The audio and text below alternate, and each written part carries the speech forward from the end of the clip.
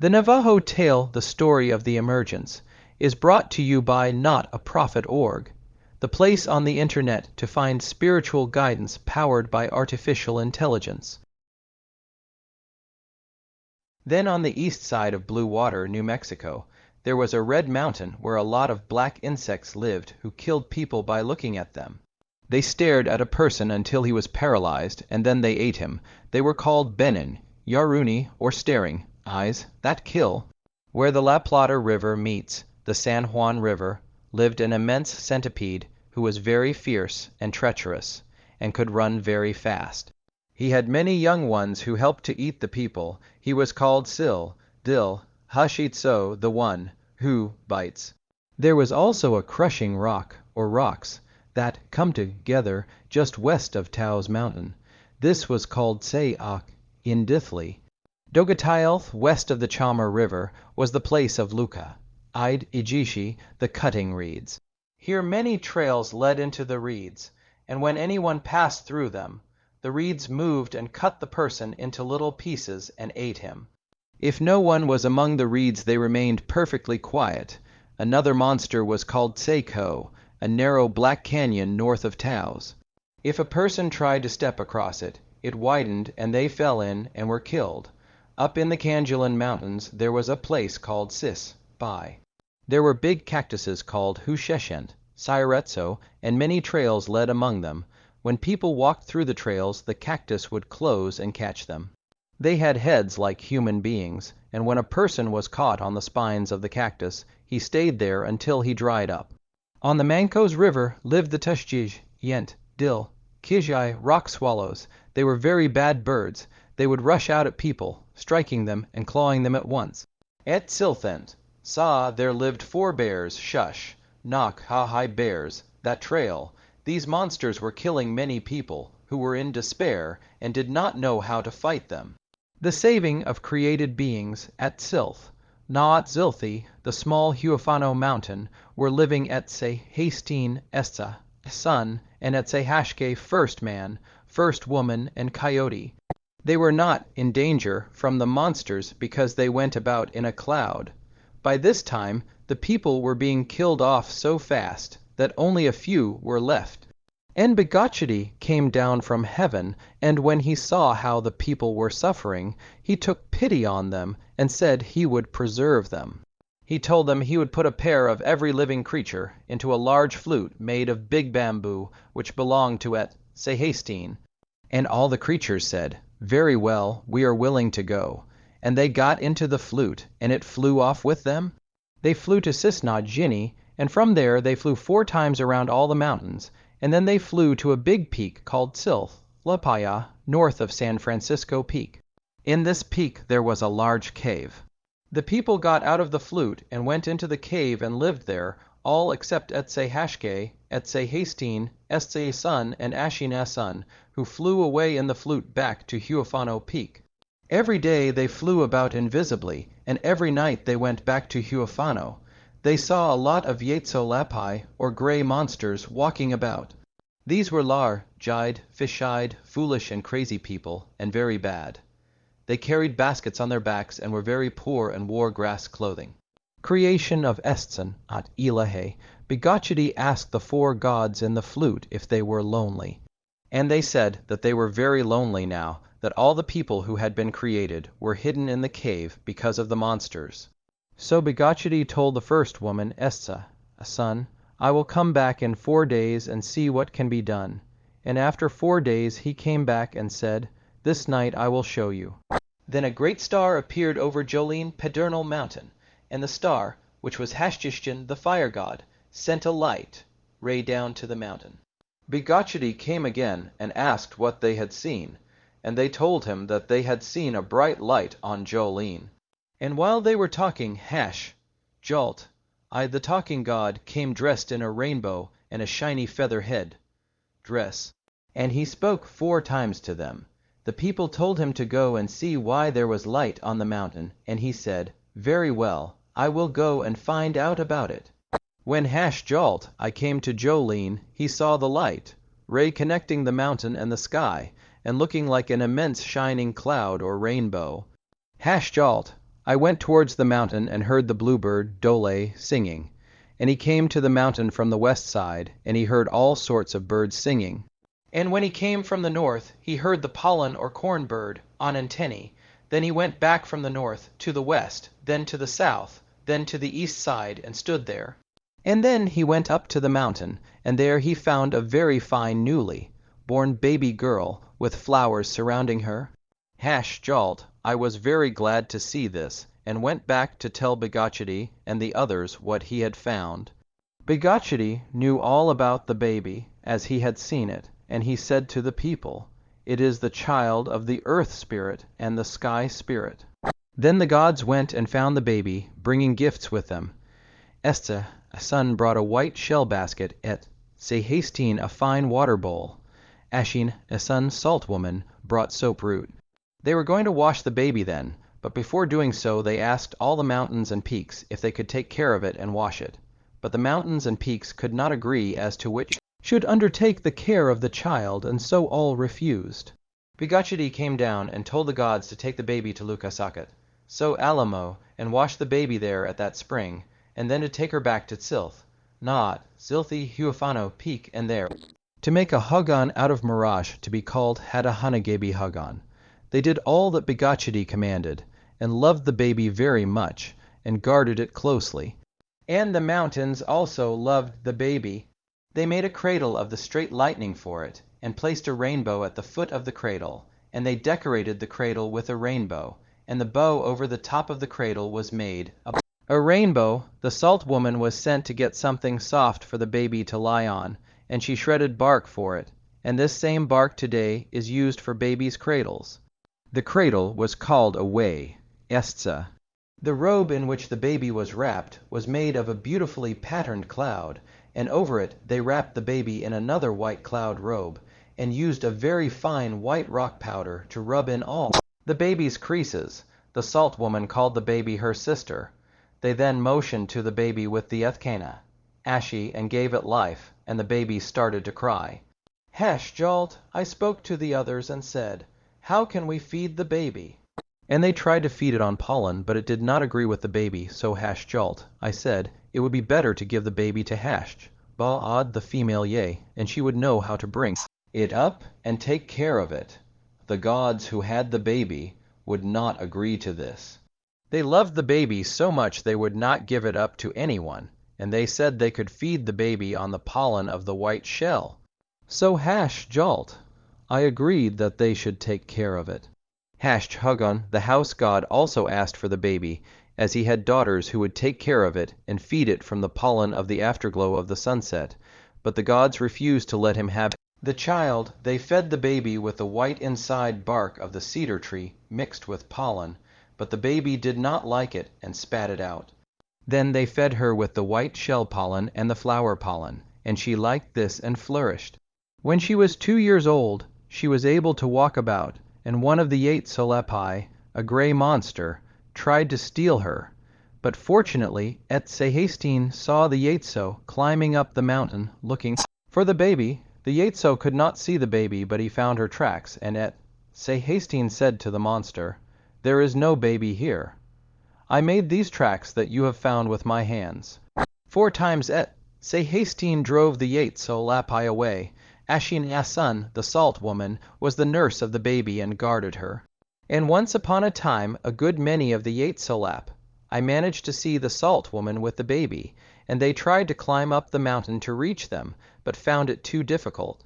After this happened, Sil-dil-hushy-tso planted a great many little cactus plants around the mountain, so that when the Yehtso-lapai-ah, I attempted to climb over them, they cried out with pain and did not dare to cross the cactus in order to steal the baby.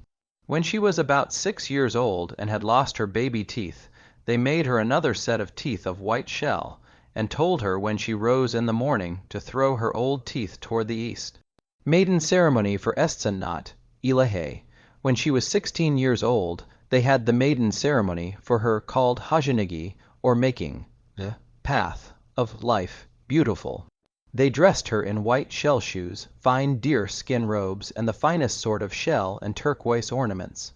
Her hair was parted in the middle, and hung down tied at the back halfway to the ends. They invited Yehtso the man, wrapped in a rainbow, and he came and brought many different shell dishes and food, and also he brought her a baby lamb, and all the gods came, also the Yeh. The ceremony began with a race between the salt woman and the girl before sunrise every morning for 4 days. On the night of the 4th day they sang the creation song, which has 4 verses. Hastings sang it first and the others after him, and they sang until daybreak. Hastings also had a song he sang while the girl and woman raced before sunrise, which is called Shest, the Soni, or young, woman's race. They told the earth spirit about this ceremony, and he sent the white and red paint with which they painted her cheeks red, and they painted 2 small white stripes on each cheek. They sang of painting the maiden Jancher, Nayenezgani. Begochiddy told the people that he wanted them to paint their faces in the same way. Those who begin the painting of their faces at the top and paint down to the chin signify that they are asking for rain. Those who paint from the chin up to the forehead are asking for anything that grows, so they painted their faces, and brought many robes, and piled them in a heap on top of one another, at the door of the Mirage Hogan where the girl lived. Then she lay face down flat on this pile of robes, and her hair covered her whole body. A sun stroked her hair and face and body to make her fine and strong. After that they gave her the lamb which I had brought her, and she held it to her breast as she lay on the pile of blankets. Begochiddy asked the people what name they were going to give this girl, but they all stood silent. And while they watched her, she grew older and older until she was a bent old woman, and even as they watched her, she grew a little younger again, and before their eyes she changed 4 times from youth to age, but at the 4th change she remained about 20 years old, and she was very beautiful. Begochiddy named her white shell woman Johl-een, and the rest of the people called her by that name. From this time onward, she would always be able to grow old or young as she desired, and so she was called also Estsan-ah-tlehay, or changing woman. Then she rose from the pile of robes and gave the lamb back to Yehtso, the man, wrapped in a rainbow, and the people turned their backs to her, and she went to each one in turn, and took their heads in her hands, and lifted them a little to thank them for their gifts. Begochiddy gave her a big basket full of flowers, and she gave the flowers to the people, who put them in their hair, and all went away again very happy and thankful. In the basket of flowers which she had passed around, there were a lot of poison weeds named Johl-een Mountain, Asgaibini Agito, but no one received them. They only received the good flowers, and the poison weeds were taken back into the Hogan. Mating of the sun and Estsan-ah-tlehay. One day the maiden was gathering wood, and suddenly felt someone touch the bundle of wood which she carried. She was terrified, dropped her wood, and ran home. When she got there, a son asked her what was the matter, and reassured her, and told her to go back again and get some more wood. She was 22 years old now, and though at first she did not know who had touched her, she found out that it was the sun spirit who had fallen in love with her. After this, during 6 months, she and the sun spirit did not see each other and were separated, and this separation was called Nayenezgani. Birth of Nayenezgani and Tohbachischin. About 6 months after the separation of the maiden and the sun, twins were born to her called Nayenezgani, who was the elder, and Tohbachischin, and they had the same sort of cradle as was made for their mother. They did not eat anything for 4 days after they were born. They gave them cedar bark at first to eat, but it did not agree with them, and after 4 days their mother began to feed them, and they flourished. At 2 years old, they could walk and play around the Hogan. It is said that at Huafano Peak Tsilth-lapai-ah, where they lived, the tracks of the boys are still to be seen. Hozhonigi and Begochiddy came often to see the boys, as they loved them very much, and at 4 years old they were both quite big and strong. When they were 7 years old, they both lost their teeth, and their mother put white shell teeth in the place of the ones they had lost. They threw away their old teeth towards the east, and it is said that all teeth that are thus thrown away are given to the badger Tabastin. When they were 16 years old, they were quite grown up, and they looked so much alike no one could tell them apart. They wanted very much to find out who their father was.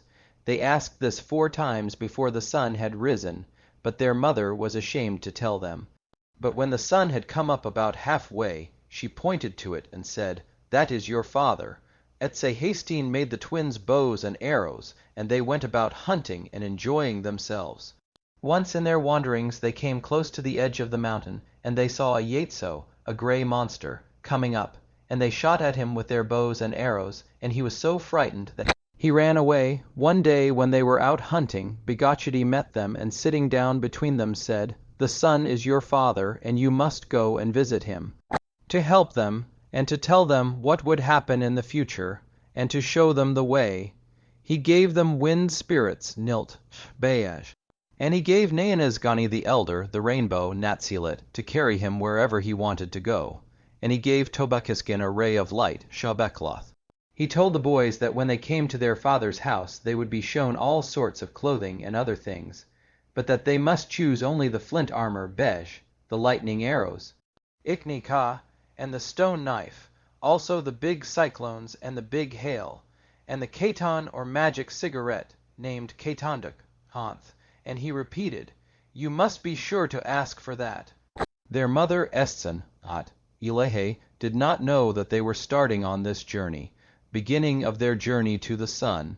Then Nayenezgani stood on the rainbow, and Tohbachischin stood on the ray of light, and Begochiddy breathed on the rainbow and the ray of light, and started them on their way. After flying some distance through the air, they walked on the earth again for some distance, but they came to a great sand dune called Sil-dil-hushy-tso, which they could not cross on foot. So they mounted their rainbow and ray of light, and were carried over that obstacle. They walked again for some distance, but had to mount into the air on their magic rainbow, and ray to cross a very big canyon. Then they walked again until they came to a very big cactus, when again they used their magic arrows. And again they walked until they were stopped by many reeds, and they crossed them in the same magic way.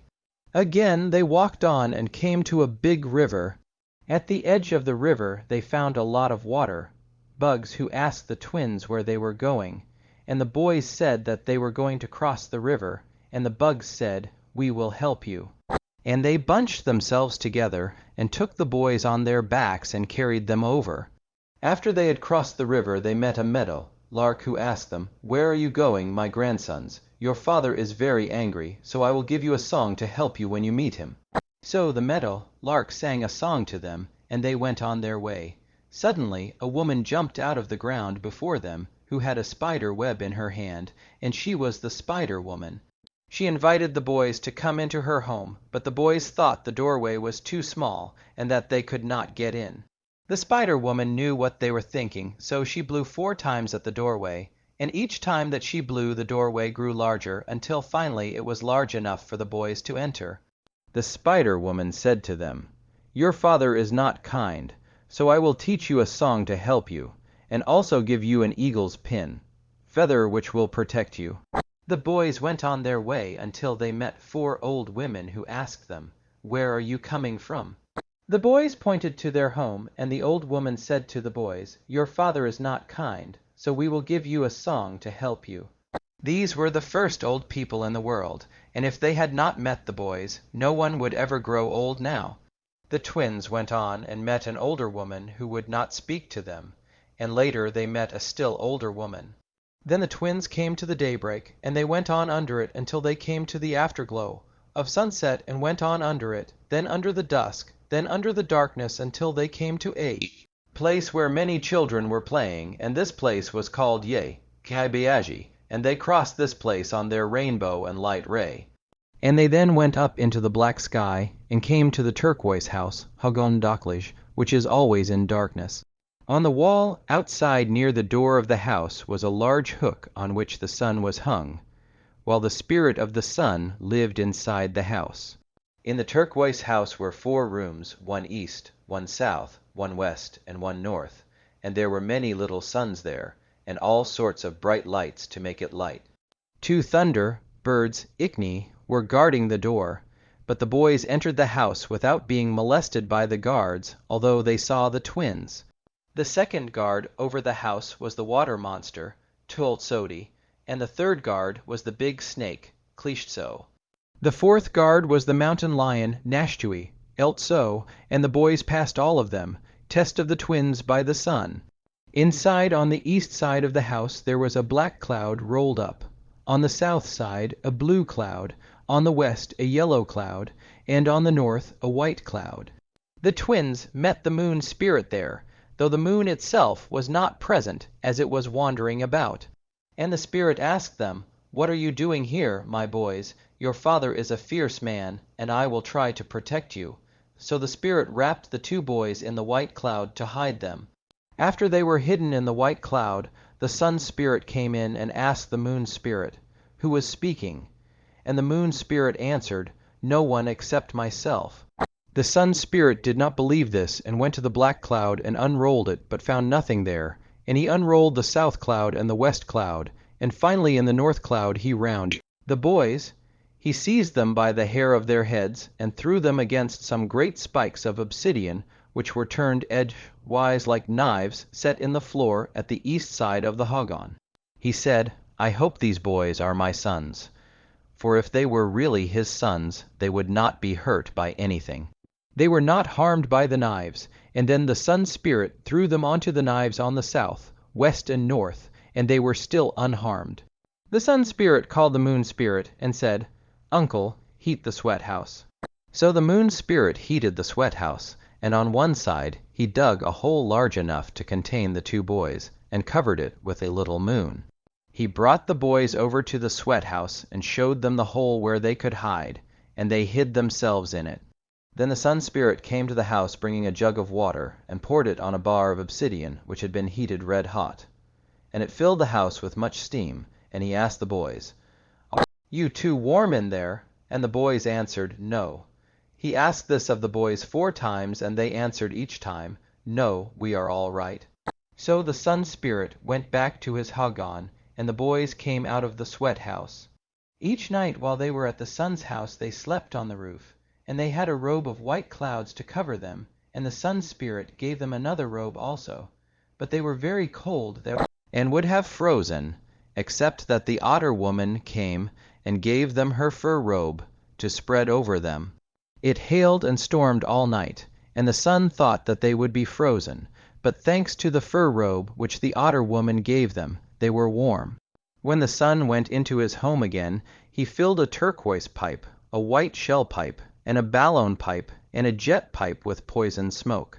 On their way back to the sun's house from the sweat house, the twins met a caterpillar who gave them some medicine weeds to eat, so that they could not be killed if they smoked the poison pipes of the sun. Back in the sun's house again, the boys were given a blue pipe to smoke, and the sun lighted it with a little sun.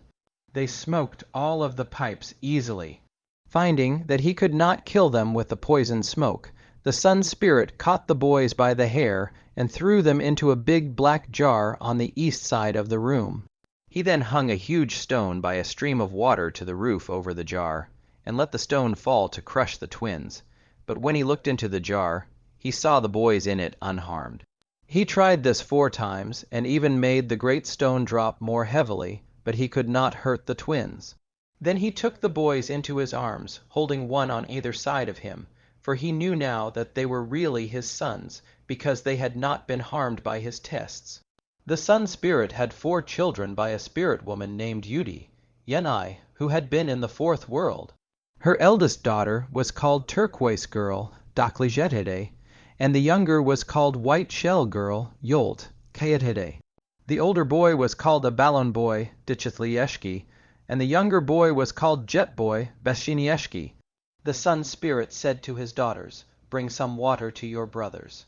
And the turquoise girl brought a blue basket and a jug of water, and the white shell girl brought a white basket and a jug of water, and also they brought fruit, and the twins washed their hair. And their sisters bathed them and dried them first with fine white corn meal, and then with corn pollen. Then the sun and his spirit wife went to the eastern room and brought smelling flowers with which they rubbed the twins. And they were made beautiful, and looked just like the other children of the sun, and they sat down on a turquoise bench.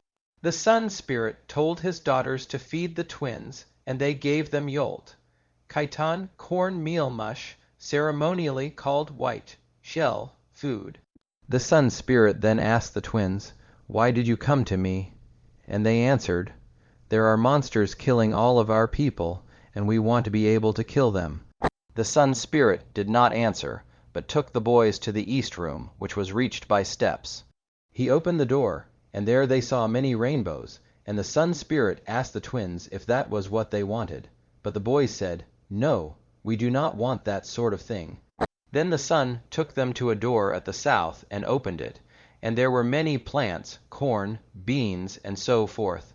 And the sun spirit said, "Is that what you wanted?" The boys said, "No." So the west door was opened, and there they saw clothing and jewelry, and the sun asked them, "Did you come for this sort of thing?" And they said, "No." But the boys had forgotten what they wanted, and the sun then showed them many more things. Then Nilch-Beaj, the spirit wind, spoke in their ears and said, "Begochiddy told you to ask for flint armor and the other weapons." So they said to the sun, "We want the flint armor and the stone knife, lightning arrows, cyclones, hail, and the magic cacti." The sun said to them, "What do you want them for? They are dangerous." And they answered, "We want to dress in that armor and use the weapons to kill the giants and the monsters." When the twins answered thus, the sun spirit sat down with his head in his hands and said sadly, "You must not kill your brother, for he claimed the giants as his children." But finally he decided to grant their request and said, "Very well, I will give what you have asked for." And he taught them how to wear the armor, and how to shoot the lightning arrows, and how to use the stone knife, the big hail, the cyclones, and also how to use the magic cacti. And they then told him how they were going to kill the monsters, the bears, and other creatures who were harming the people. Then the sun spirit gave them the gifts that they had asked for, and they started to go back to Tsilth, Sylph on the clouds, the sun accompanying them. And when they reached there, they rested above the mountain, sitting on the clouds, and the sun spirit asked them many questions to test their cleverness. He pointed to Estsan-ah-tlehay and asked them its name, and the boys answered correctly. The sun asked the names of all the mountains, and they named them correctly. He also pointed to Huafano Peak below, and the boys recognized their home, so the sun was satisfied that they were intelligent and asked them no more questions. Killing of the giant. They were preparing to go to kill the monsters, but the sun spirit said to them, "Let me try first to kill the giant." The twins descended on the lightning to the earth at Begochiddy, which is near Tsilth, Mount Taylor, and then went up to the top of the mountain, carried by the lightning and the rainbow. They sat down on a rock called Azith, which is just south of Mount Taylor near Grants, New Mexico, and the wind spirit told them to hurry and put on their stone armor, so they put it on, and when they had done so, suddenly to the east they saw the giant's forehead appearing, then he passed out of sight again.